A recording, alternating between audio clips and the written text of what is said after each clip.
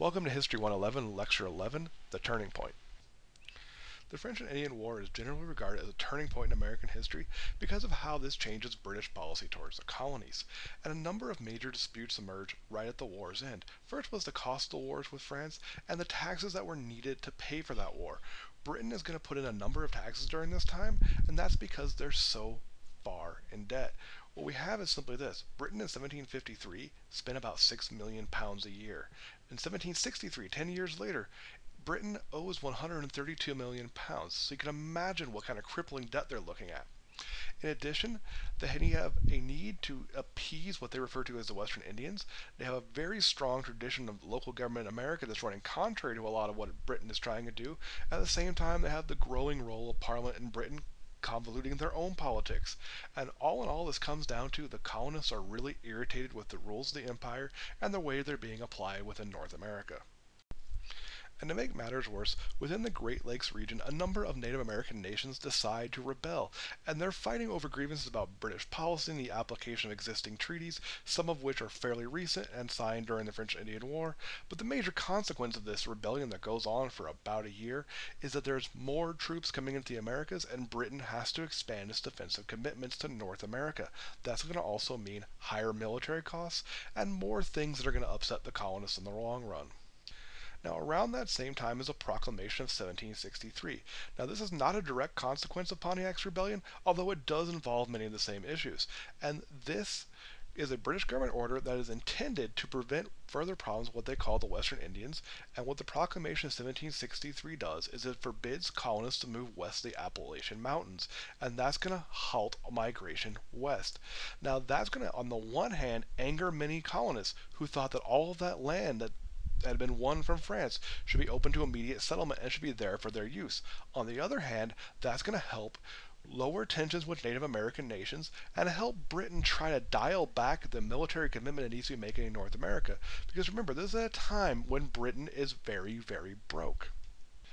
Now, at the same time, the British official who's in charge of a treasury is going to see a need for new taxes and is going to try to pay for the cost of keeping a larger army in the Americas through taxation on the Americas.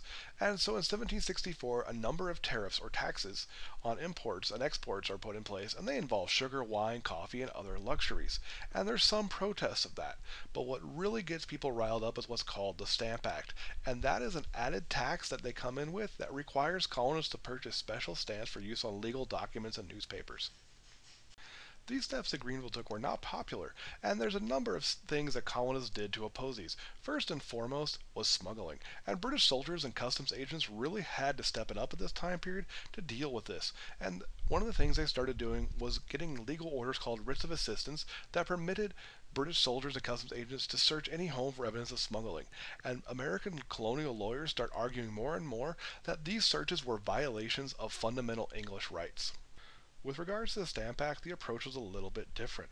What happened was, generally speaking, the agents themselves were targeted, and one of the most common things they did was tarring and feathering. And that's where you take someone, strip them all their clothes off, cover them in hot tar and chicken feathers, and they do this little sort of chicken dance as they have to kind of run through town because they're covered in hot tar and it's really uncomfortable. And others, on the other hand, were threatened with hanging.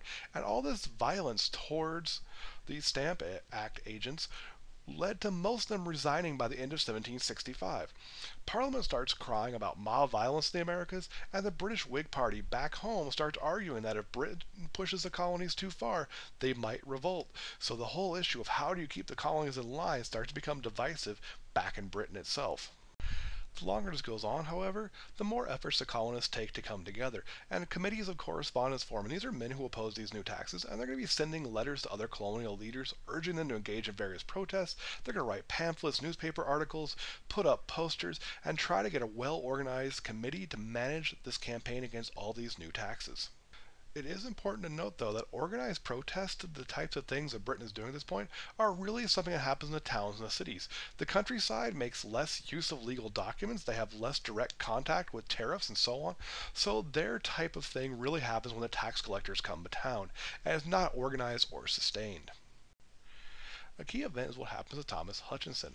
Now, he had been a member of the Governor's Council of Massachusetts that was effectively the ruling body in the colony at that time, and he had been quoted as saying that Parliament had a perfectly legal right to tax the colonies. And people were outraged by this, so an angry mob turned up at his house and demanded that he take it back, that he deny that he had ever said that. And when he refused to do so, that mob completely destroyed his house and just trashed the whole place, and forced him to flee town for a while. Because of opposition and the level of violence that was occurring, as well as how this was beginning to influence British politics back home, Parliament decided to go ahead and repeal the Stamp Act in 1766. Now, as this situation is developing, more and more colonists are protesting that they're being taxed but not represented, and that was a violation of fundamental English liberties. But British lawyers started responding with a theory that was generally rejected by the colonies. And what the British lawyers said was that the Parliament as a whole represents all of the empire and makes decisions in the interest of all the empire, and therefore the colonists were virtually represented, as they put it. That just because they didn't vote for someone doesn't mean that their voice isn't being heard. Now, a lot of American patriots reject this idea and say it was pointless. Who's going to worry about people who live 3,000 miles away? Who's going to worry about people that don't get to vote for you? So they started putting forward proposals to elect each colony elect a couple of members to the House of Commons, and that's rejected. And more people start relying on their own colonial legislatures for their regional needs. And the more they rely on the regional bodies where they actually do have a voice, the more they begin to question whether or not this government back in London was really all that necessary anymore. And right at the same time people are really starting to question the need for the British government, there's a new finance minister, and he brings in new tariffs on glass, tea, and a bunch of other luxuries. And he tried to claim that these were not taxes, but it was regulating trade. And the regulation of trade had always been accepted as something the empire could do. But colonial leaders organized a lot of opposition, claiming that no, these are not regulations of trade, they are taxes to pay for things. And eventually Parliament has to back down and repeal these because they realize that it's actually going to harm sales to the colony and actually damage the British economy back home. So these new taxes are backed off on, at least for a while. In addition to the dispute growing between the colonies and Parliament was also the issue of the king, because the king becomes increasingly involved in this dispute, but he does so in a very inconsistent way. Part of the problem is he really dislikes the Whig Party and believes that they're rotten with corruption, and he's going to try to exert his influence over British politics in general by ruling through a number of favorites that he's going to appoint as ministers. But the problem is, George is subject to periodic spells of depressions and hallucinations, and George's mental illness grows over time. And if we go way past the end of the American Revolution, it gets to the point where they actually do have to replace him with his son and have his son rule in his place as what they call a prince regent. At this point, events in Boston really start to take on a life of their own, and one of the key instances is the Boston Massacre. And what happened there is one night in Boston, there was an exchange of insults between a soldier and a wig maker's apprentice over an unpaid bill. And a crowd arrives, and they start heckling the soldiers, and things start to escalate. And then soon, British reinforcements arrive to help support the soldiers already there. And before long, rock throwing begins, and for reasons that no one quite knows, those British soldiers open fire, and about a dozen people are killed or wounded.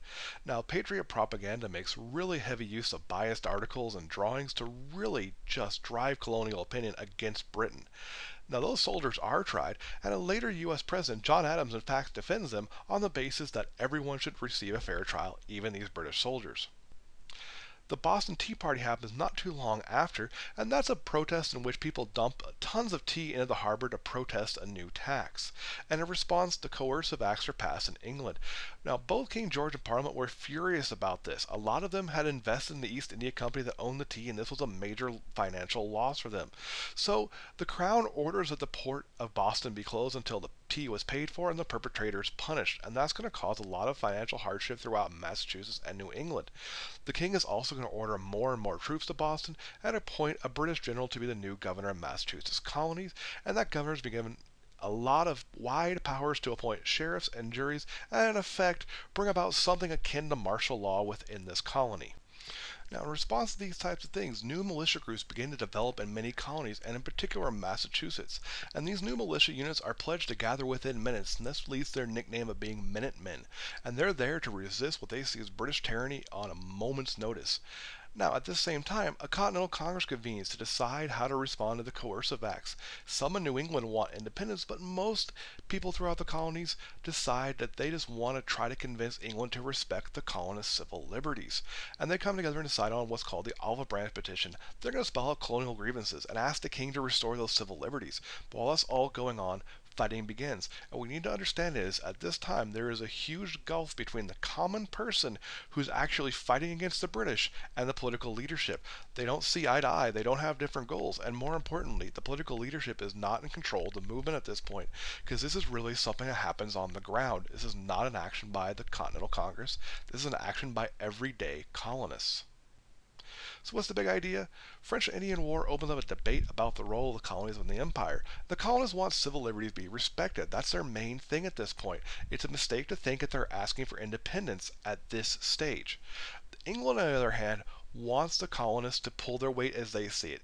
They see the colonies as having contributed to this debt, and therefore they need to contribute to paying it off. And there's a lot of grievances over things like the Stamp Act and the Boston Massacre and the coercive acts. And also know those coercive acts are sometimes referred to by the colonists as the intolerable acts. That's the type of thing that's highly likely to come up on an exam. In addition, do know that only a small number of colonists want radical action, but they are using effective propaganda, and fighting begins, and it's a small number at first. The average colonist does not want independence at this stage. See you in the next lecture.